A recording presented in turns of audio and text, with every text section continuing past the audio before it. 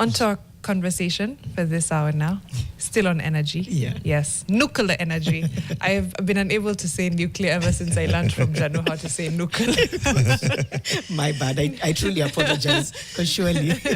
No, it's a lot more fun, to be honest. We're dissecting the Siaya nuclear energy plant. And of course, we'll be doing that with Francis Agar. He is a board member at NuPEA. He's also a nuclear and quantum engineer and a lecturer, wearing many hats. One man. Good morning, Francis. Good morning to you too. It's good to have you in studio. Thank you very much. We usually start off with a quote. Janu will share the quote of the day with you. Say if it resonates with you, if you agree or disagree. Right. The quote today is by Octavia Butler, and she once said, "All that you touch, you can change, and all that you change, changes you." Sounds a lot more philosophical than I expected. Right. Yeah. Maybe like perspective. Perspective and evolution of your perspective is always going to be a function of everything around you, more or less. Okay. Yeah. So it's more like a feedback loop. Your experiences shape you. You shape your experiences.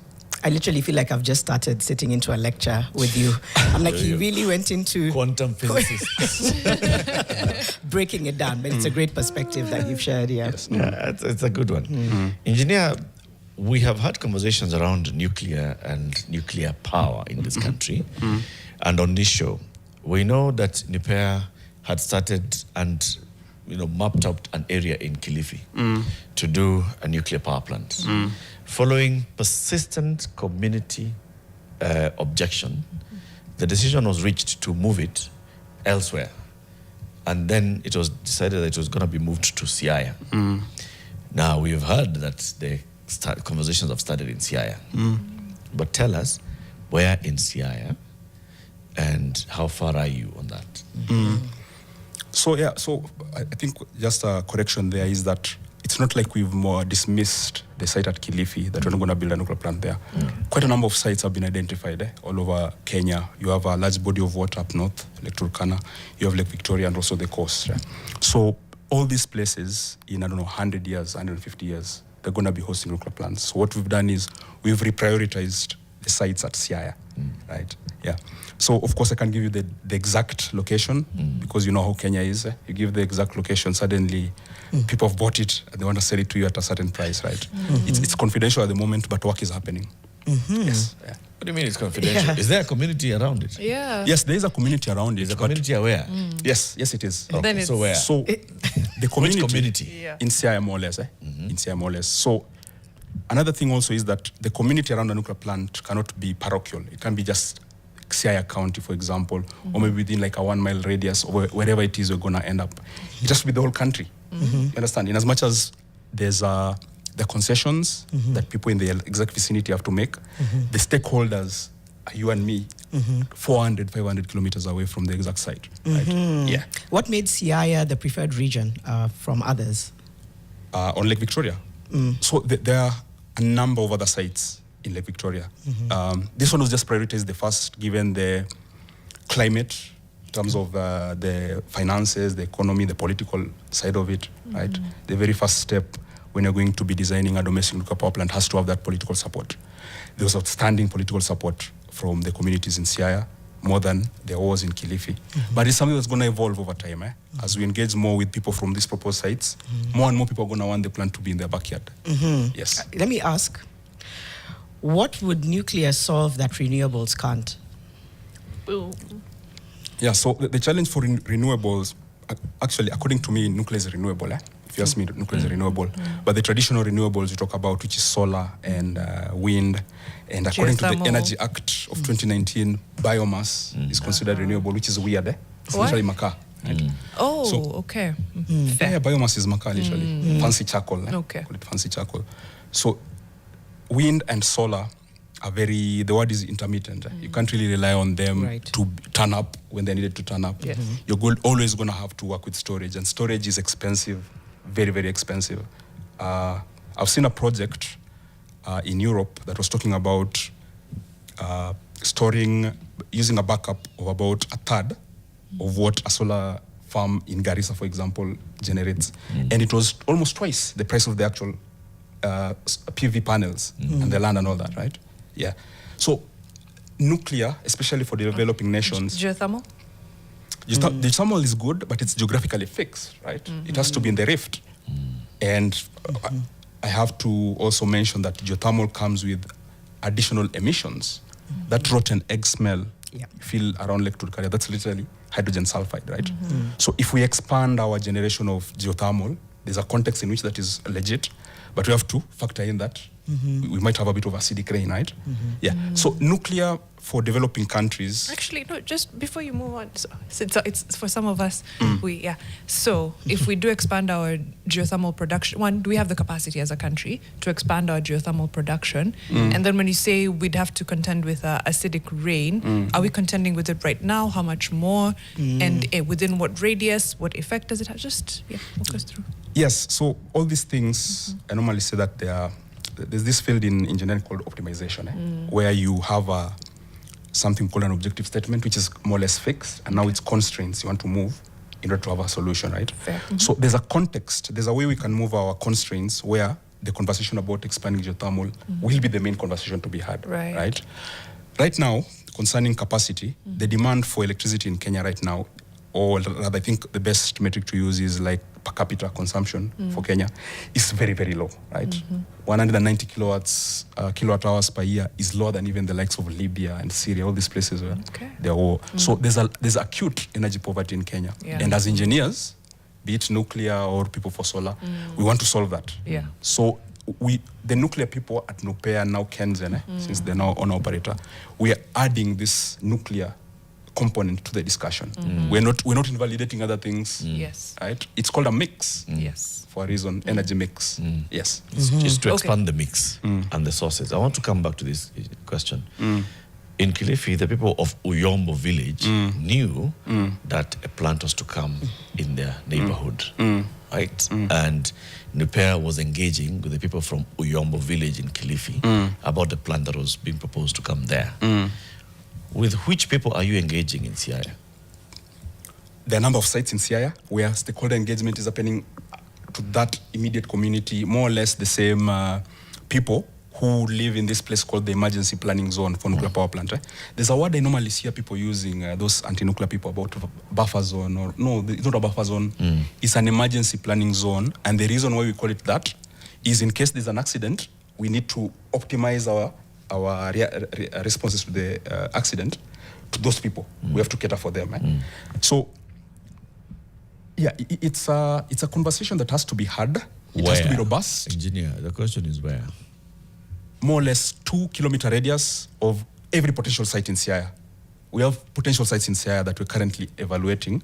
And we're now engaging just everyone in that place. How many potential sites in Siaya? Can give you the exact details, to be honest. But because the reason I'm asking that is because we know that part of the challenges that you faced in Kilifi, in Uyombo rather, is the people said that they were not sufficiently engaged. By the time the government was actually starting to talk to the people, other people had already come to talk to the people. About the possibility of this plant coming. And the information that had been given to them, you are trying to now go and undo some of the misinformation and also clarify some of the information that you had. So I'm asking that to establish whether you learned your lessons in Kilifi as you now move to Siaya. So which people are you engaging in Siaya? Literally within, we have, I think it's 5. We have about 5 sites, and every community that is more or less going to we're going to more or less reduce the population within a certain kilometer radius of the potential site. We have to talk to them. And this discussion, it's not customized for how the people in that kilometer radius. It is more or less telling them more or less the same thing that I would tell people in Nairobi, for example. You understand? There's no customizing of the message for that local. There's a way you can customize it, informed by the local conditions, but it's not really that much of a deviation from the grand narrative or the national narrative. So then let me flip the question. So let's pick a site. So one of those sites, and with time I'm sure we're going to establish which particular sites you are in. How much acreage is required for a nuclear plant? So that's a function of quite a number of things. the emergency planning zone and the exclusion zone and all that. So just take us through that whole science. Yeah, I can just give an example of the only nuclear plant in Kenya, not in Kenya, in Africa that is operational, which is Koibag in South Africa. So within the footprint of the plant is about 1 kilometer radius, right? You have the 2 reactors and then the fence, right? Where we say that nuclear plant in Anzapa and inaisha huko is about 2 kilometers. And just outside is now you have this emergency planning zone, Dunefontein, this village in South Africa. So this place, there's a control on the number of people who are allowed to live there. And the control there is so that in case there's a radiological release, there's something that happens in the reactor, and we breach the containment and you have the radionuclides released, there are certain things we have to plan to cater for a fixed number of people in Dunefontein, right? So that's more or less the situation that's happening in these sites. Yeah. That's outside the 2 kilometer radius? Or yes, literally on the fence. So from that 2 kilometer radius, what is the radius of now the people, this contained area? Or the emergency planning zone? Yes, the emergency planning zone. In Koibag, I think it's 3 kilometers, 3 kilometers radius. In South Korea, because I know more about it, I studied in Korea, so I know more about it. Okay. It's more or less 4 kilometers. Just outside Wolsong, you have 4 kilometers. But the reason why I always insist on labeling that place as an emergency planning zone is because it does not exclude economic activities. People think that this emergency planning zone is going to, like, guys are not going to be allowed to fish, ama vitu kama hizo. But that's not the case. If you go to Wolsong in South Korea, there's this raw fish restaurants literally 4 kilometers away from the nuclear plant. And you order fish, they go out and catch it in the sea and come and serve you. Right? You studied in Korea?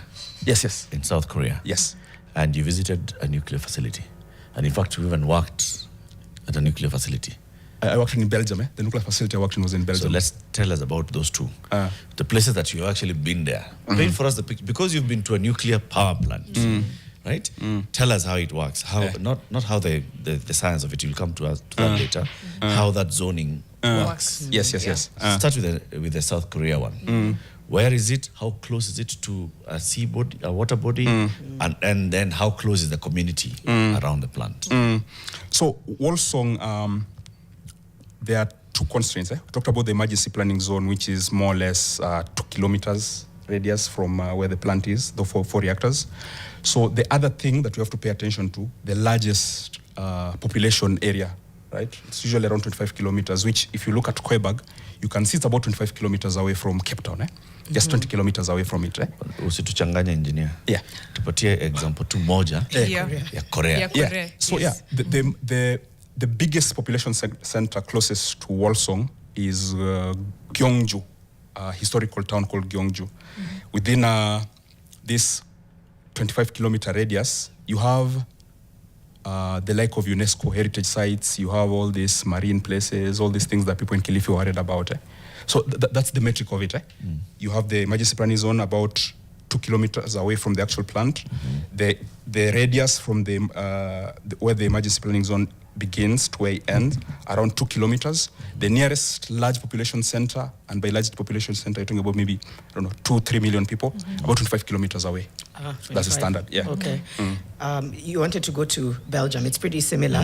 Before we continue, from a human perspective, I just want to know what real consent looks like. How do you get to the place where there's a sweet spot that's been met by the community for them to allay their fears around what nuclear can do? Because, for example, you've said people fish and eat. There's obviously all of these things around radiation and all of these myths and misconceptions. What does real consent look like when you're negotiating, for example, with community, so that everybody feels like I've been heard and I understand that I also have to make a compromise as a community? That public participation, quantifying public participation and stakeholder engagement. According to me, it has to be a poll. It has to be a number that's going to say that the people in this area, the people who feel they have to make concessions for this plant to be built up, it has to be quantified. Because if it's quantified and it's given as a percentage, then it means that you can actually make a statement that makes sense. Unlike the ones I normally hear, watu wetu wamekataa. Watu wenu ni akina nani? If you have 5 very loud guys, they can outshout, 100 guys more chill. So it has to be very much quantified. An opinion poll is where it's at. So again, just going back into the South Korea example. So the plant is located, how close is it to the water body? Literally on it, eh? It's actually on water. I would say 200 meters away from the actual shoreline. Okay. Yes. So that's within Literally very, on very the- close, yeah, right? And then from there, you're saying about 2 kilometers, now you have this emergency planning zone. Yes. But people live there. Yes. And people are doing whatever they're doing. So Yes. what are people doing around that South Korea plant? Right. Guys play golf. Guys play golf. There's a public park there. There's a number of UNESCO heritage sites. King Munmu something. It's like a tomb from 1100. There's 3 of them. Okay. Yeah, the 3 of them. There's this tomb. There's something called a Hanok Maule, like a traditional village. South Korea is very, very modern society, but you have pockets of this very old settlements. So you have all that. There's nothing special or It's just customized. life. Yes. People move out so that you can control the size of the population here. Yes. Did you have to, did people, not you, did they have to move out people? Yes, Some people? yes, they had to. They had to because the particular reactor they have. So that's another thing that's going to affect more or less how you're going to plan your emergency planning zone. Because there's this thing called a source term. In case there's an accident and you have this radiological release, in order for you to quantify what that looks like, you need to know what the source term is. And the source term is literally the plant, the type of plant. If you're going to build, there's this nuclear plant that the Americans really want Africans to adopt called NuScale. It's going to affect how you're going to size your emergency planning zone. Understand? So once we know who our vendor is and the type of reactor that we're gonna have, it's gonna influence quite a number of things. It feeds into how big your emergency planning zone is, how Yes. many people can be there. Yes. Okay. Yes. So I'm thinking through, again, the level of community engagement, because these are things that we are trying to grapple and understand. What does community engagement actually look like genuinely to explain exactly what this is, to explain every potential, because it's very technical, every potential upside, which is, an incredible amount of energy cheaply over the long run, fine.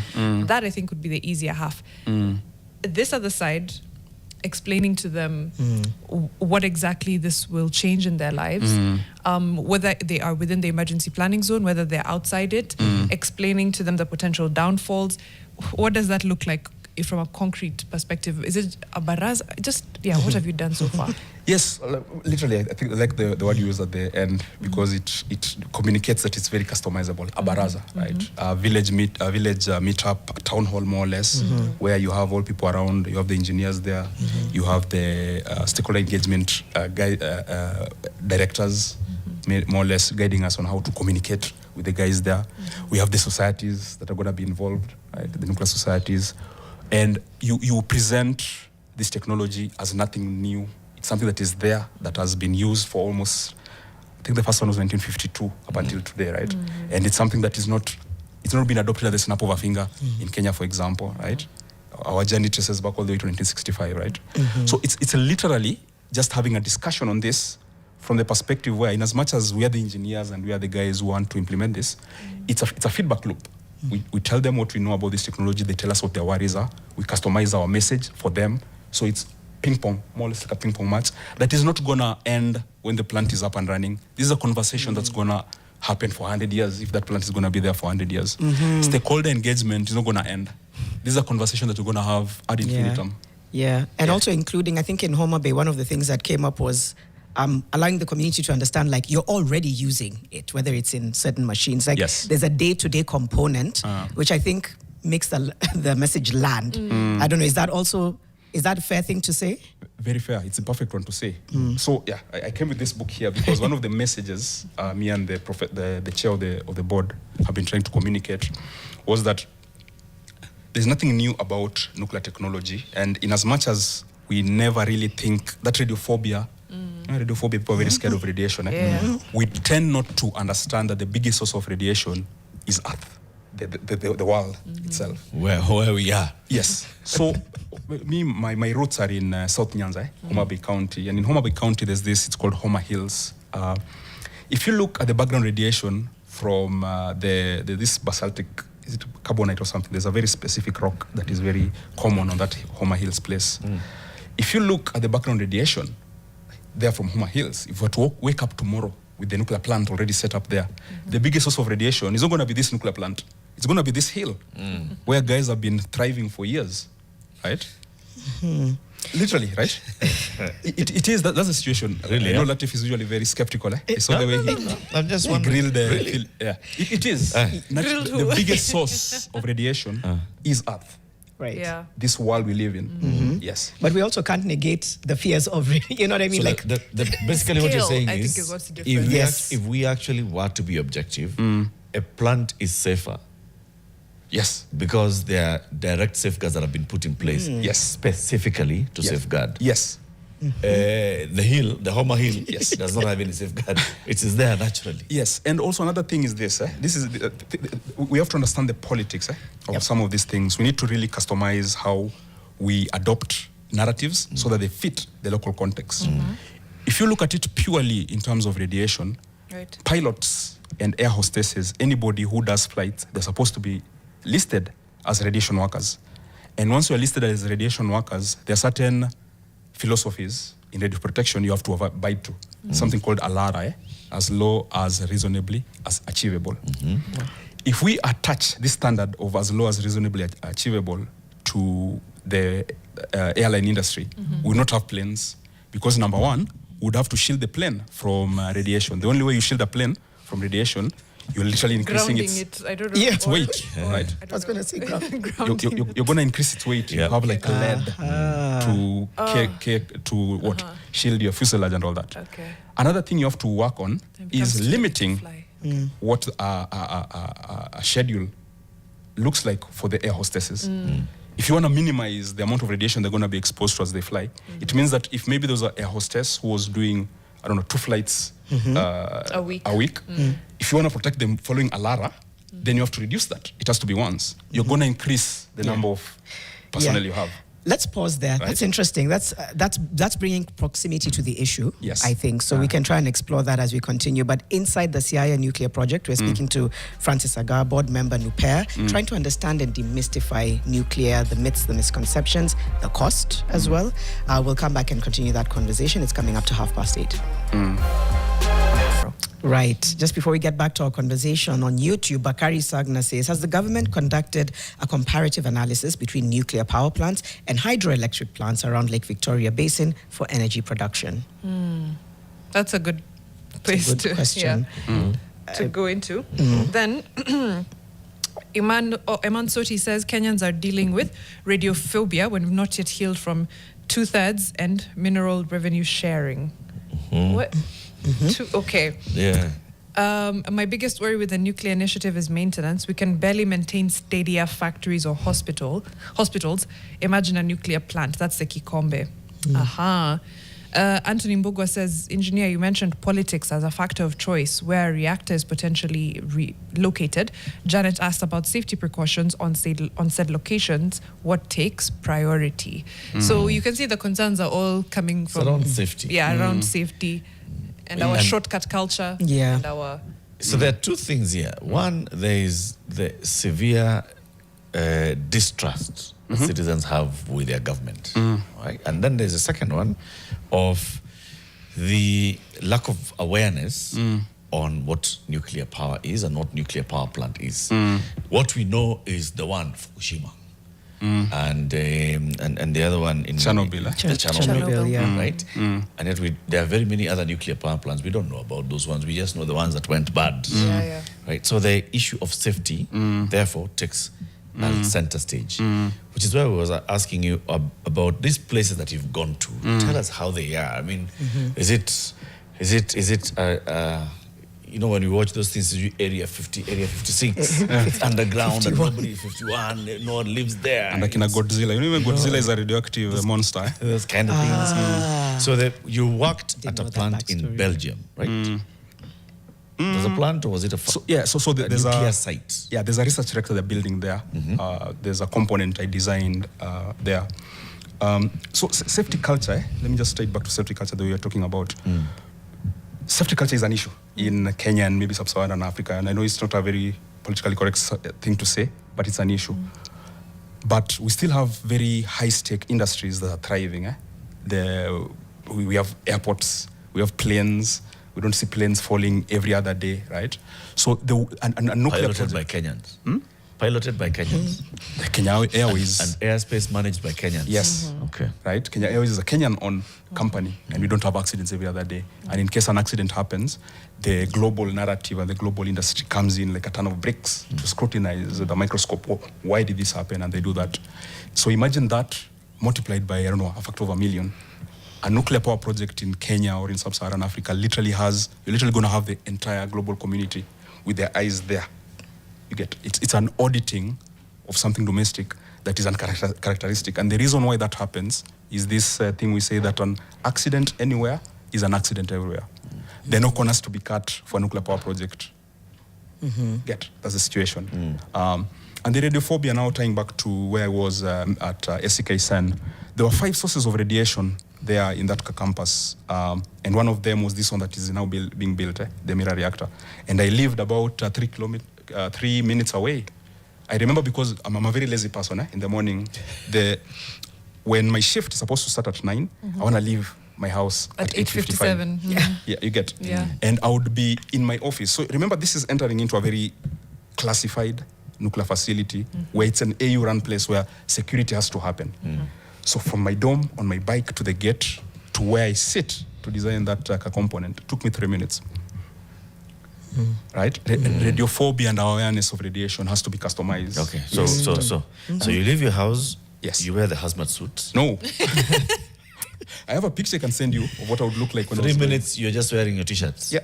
My hoodie, I like hoodies. Well, yeah, it's called hoodie. Yes. When you enter this facility, do you dress in more safety gear? No.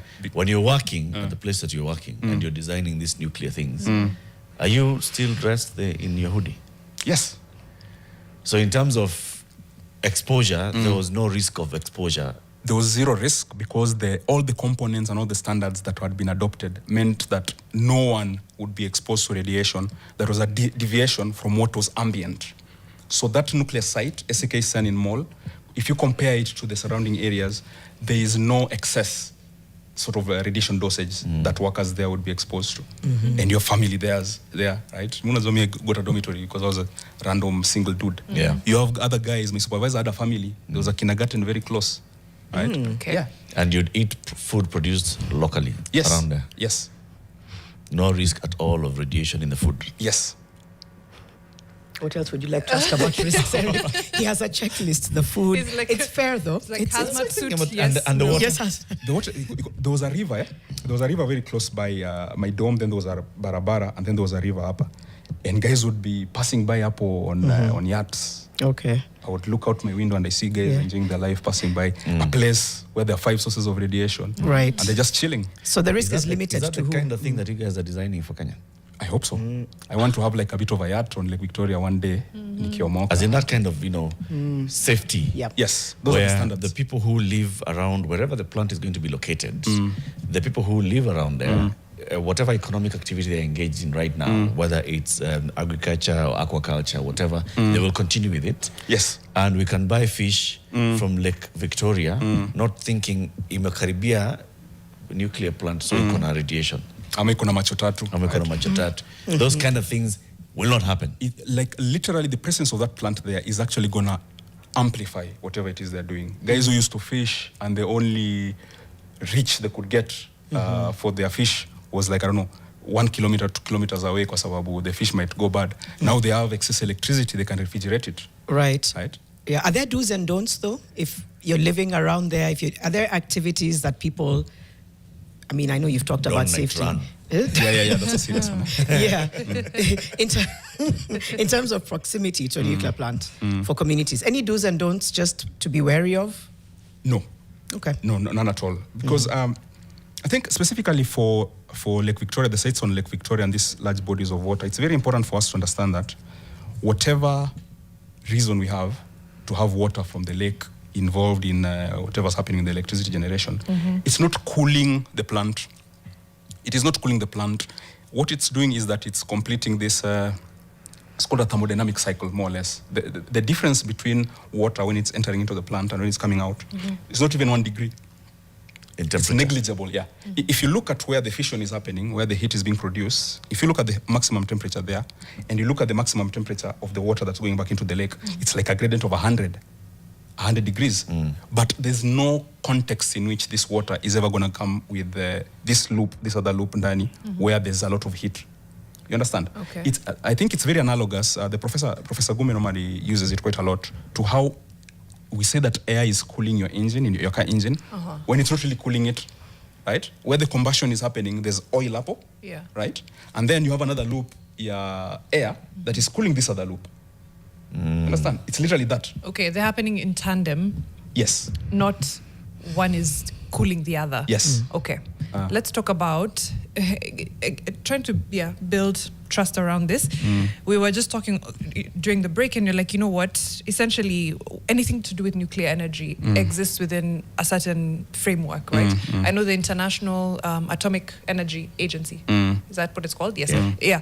Has, not just guidelines, but essentially a framework for everything nuclear. So walk me through where the Kenyan government and NuPEA come in, where the International Atomic Energy Agency come in, what kind of collaboration that looks like, and what safeguards it creates for us as we move towards a nuclear power plant. Yeah, so I'll start with the international community, right? International Atomic Energy Agency.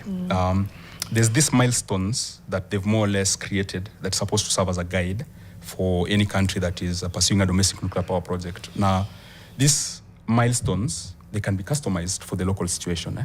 So if you look at Ethiopia, I think it's last year they decided they want to build a nuclear plant. They've decided they're not going to go through easy phases. It's phase 1, phase 2, phase 3, and there are 19 infrastructure issues that you have to go through. To take, okay. But you can customize based on the situation on the ground. You can customize it. Now, of course, they're going to have standards that are enforceable, right? There are standards that the Russians have to follow when they're building their plans. The Iranians and the US, they can be trading missiles, but there is this standard that applies to both of them. Same thing with us. So NuPEA, right now, it's so all these organizations, the others that are going to come into existence. So there's this Kenzen has been given honor operator status. There's NuPEA, which right now as I speak is acting as the NEPIO, nuclear engineering project, more or less lead, more or less. Okay. And then you have the regulator, who is Kendra. The regulator is literally going to be interfacing with IAEA to set limits, right? Literally just to ensure that the standards are met. So that when they're issuing a license to this plant, it's going to be informed by all these global standards that have been set, customized for the local situation. Who issues the license? The regulator, it's going to be Kendra, so they also have to increase their capacity. Is there a global regulator? It's the International Atomic Energy Agency, but do they have oversight? Yes, they do. Yeah. Specifically for one thing. So the biggest issue the International Atomic Energy Agency has to follow up kabisa is what are you doing with your spent fuel? Upper kwa spent fuel, there's a couple of radioisotopes you can use for bombs. So you have to give them access to your spent nuclear fuel inventory. So they're worried about bombs, not safety. Interesting. Yes, safety is more or less given. And you have other organizations that also impose their own, their own standard there. There's this World Organization of Nuclear Operators. They're very keen because if you mess around and something happens in your plant, they're going to lose business. Something happened in Fukushima and you saw plants being like mothballed in Germany. So that's the concern. It's not a thing that's going to be planned, I don't know, at Cuban Code while guys are drinking whiskey. It's going to be a global conversation, very open. Right? I don't think there's any other industry where people are open with incidences that happen on site as it is with nuclear. Right? You're required to report every little incident that happens. I wanted to ask about the waste as well. Yeah, somebody was asking. Yes, go ahead. Yes. Yeah, waste. It's called spent nuclear fuel. So how long does it take to get spent? Spent How much fuel do we need? What is this fuel? You see, in the coal plants, we see coal in drums. In, of course, hydro, we see water in dams. How much nuclear do we need to generate electricity? Let me just take a bit of a tangent case just to explain something up. When we were writing this book with Prof, I decided to take a bit of, to look at waste from coal. I decided to take a look at it. Already it's like a mountain. So like the amount of you need to run a for a year is like a mountain. And I noticed that there's significant amount of uranium in there, because most of the plants we have right now are using that uranium fuel cycle. So that uranium we have in this mountain of coal waste, it's literally enough to run a nuclear reactor for a year. This fraction, it's trace elements inside the coal. Latif is laughing because he thinks, no, I've actually documented it. No, I like I have that. it there in the book. So the reason why we don't call whatever is coming at the back end, the back end of nuclear fuel cycle waste, is because this inventory of radionuclides, they're very useful stuff there. And I have a table here that lists the value of them in dollars and the applications. Right now, as we speak, the most valuable substance known to man was considered nuclear waste in 1994. It's called actinium-225. It's one of these alpha emitters that you can use to treat cancer, right? So I think because nuclear plant is a generational thing, the best we can do as engineers and people who are interested in this country moving forward is this thing that people want to call waste. We can't just store it somewhere until an application for them becomes reasonable. It becomes economical for people to use them. So you store it. Yes. So back to my question. So how much nuclear thingamajiggy do you need to generate power? And what is that thing? Oh, so, okay. Like how Can much you talk about radio, rods? whatever This is radioactive. a rod of what? A rate of uranium. Okay. So uranium, we normally have them in pellets. The smallest unit for nuclear fuel is going to be this pellet that is about this size. Size ya bano. Yeah, gouache. We call it gouache when you're younger. So you gouache, the amount of electricity you can get from it, it's a factor of what compared to, it only makes sense when you compare it to other sources. The metric I used here was this tiny pellet. It's more or less the same amount of electricity you can get from 6 Prado's full tank. You get, like I've visualized it up. I literally took Prado's and put it up. Energy density for nuclear is insane. Yeah. It's absolutely insane. You're talking about this reaction, this fusion reaction, generating 3 million times what you get when you burn fossil fuels. Right? Because fossil fuels is that chemical reaction. Yeah. You're only dealing with a couple of electron volts. But this interaction with the nucleus itself of an atom, 3 million. Right? It's amazing. It is. Yeah. So practically, in a nuclear power plant, what's the size of a rod? A rod is massive, Depending on the plant, it's massive, Because you're going to take these pellets and you're going to fill them, inside a rod. And this rod, there are multiples, Okay. You're going to have this fuel rod, and then you're going to put it on a fuel assembly. And then these fuel assemblies, you're going to make quite a number of them and then put them in the reactor, irradiate them for about 24 months.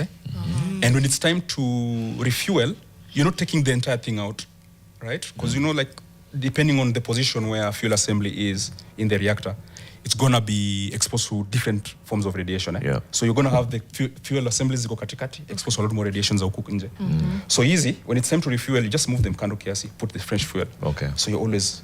So how long does one take before we say, sasa hii tuitoe? Now it's the other one that you're using for waste. Basically, it's no longer useful for us in power generation. Now we want to take it to now, I don't know, medicinal purposes, or like you've said, Apple, sasa now becomes a function of what the society wants. According to me,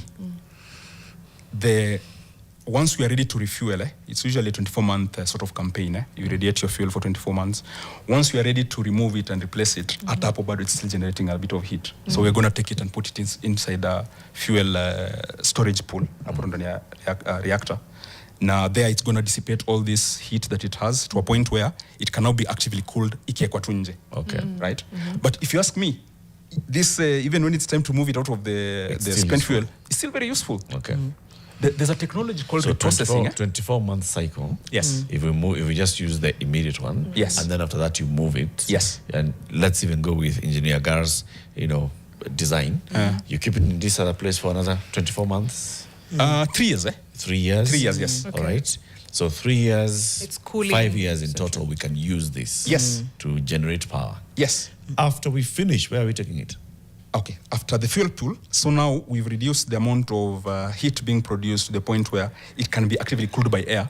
We just go and store it outside in a they're called dry fuel casks. When you Google spent nuclear fuel, that image that comes to mind, it's like a concrete cylinder. Yeah. It's that. Okay. So that one is being cooled by air. The gradient between whatever heat is being produced and ambient air is small or large enough for just natural air to cool it. Cool it, and then it's just left there. Yes. Is it radioactive? No. Oh, okay. Is there a sign there for the radioactive material? As a safety, you have to do that. You have to just say there that it's there's a bit of radiation up on it, there's a bit of heat, there's a bit of thermal load. But one of the pictures in this book of ours that I deliberately put there is this famous image where there was a pregnant lady who was working at a nuclear plant, decided to take a couple of pictures next to the fuel, to the cask. It sounds like an extreme sport, right? It sounds as if you expect they're going to give birth to with the hands where the legs are, and the legs where the hands. But that's not the case. The kid is healthy, very safe. So even there, even when it's outside and it's cooling outside, it's safe. Very safe. After how long does it stay out there? Indefinitely. It can stay there indefinitely. So this storage outside was not the original plan. When we were coming up with the nuclear industry protocols and how to deal with some of these issues, there was a technology called reprocessing.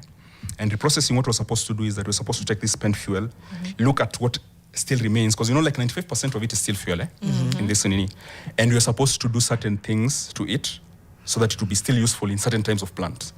The problem is, this reprocessing, these Indians used it to develop a nuclear bomb. The Indians found a way to remove plutonium from the spent nuclear fuel, and they were able to. They were like, to weaponize it. Clever. Maybe when I was pregnant, so don't even go near a microwave. Oh. You're told don't stand near it when it's talk up. Why are you standing? Let's ask the engineer. And so every protocol,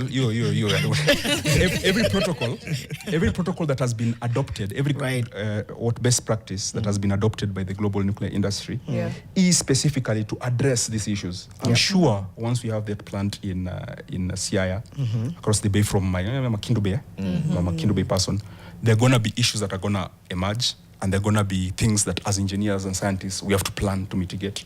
It's an iterative process that is going to happen ad infinitum, right? Yeah. Okay. Let's end on the other side of this conversation. And I can guarantee you will spend 90% of your time dissipating these fears as NuPEA and, anyone else involved in it. But the upside of nuclear energy. Walk us through this Siaya energy nuclear power plant, how much you expect to generate from it, what that does to our grid. Yeah, so it's 2 reactors. We're going to be working on 2 reactors at that particular site. Of course, the other sites, whichever site we decide on, going to be 2 reactors, around 1,000 megawatts each. It's going to combination of 2,000 megawatts, which is 2/3 what we have. We're literally going to double the amount of electricity we can supply to people practically overnight. And 2,000 megawatts. Yes. Okay. And for the bankability, we have to customize this sort of value that the thing is going to come with, other than just electricity production.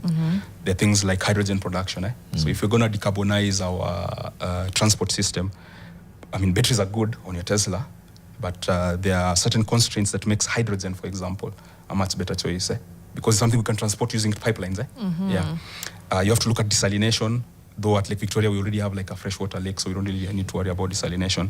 Right. But we're going to have to talk about prices of electricity in the immediate vicinity, right? We're going to talk about the infrastructure, right? Maybe there's some engineers like me who want to live across the bay in Kindu Bay, and the plant is over there on the other side. There's going to be a bridge there, right? There's going to be post-service mitigation using some of these radiation technologies. All those come as a package. Right. Yes. With this plant coming up. Yes. Okay, what are the timelines for this Siaya nuclear power plant itself? We have tremendous political support from the president and the people who've been part of this. I saw that he's been part of this thing since I think 2013. There was a time it was called Kenya Nuclear Electricity Board. So 2032, more or less starting commercial operations of the first unit, which means that we have a bit of an accelerated program because we understand that energy poverty is something that has to be solved, the snap of a finger. Okay, another quick question before we wind up from the Kikombe, saying maintenance will be our biggest challenge. How prepared are our medical experts with detection and treatment? Also, are we solving an energy problem now while quietly creating a water crisis in future? Well, that's a great question. Not really. hii nuclear na kunywa maji. How much water? Water is How much needed. water is needed? That's Yeah. the thing. So there are very specific designs we can put on our nuclear plant so that we don't need that much nini. I also stayed in France for a bit. I was at Siaya, that research plateau, whatever.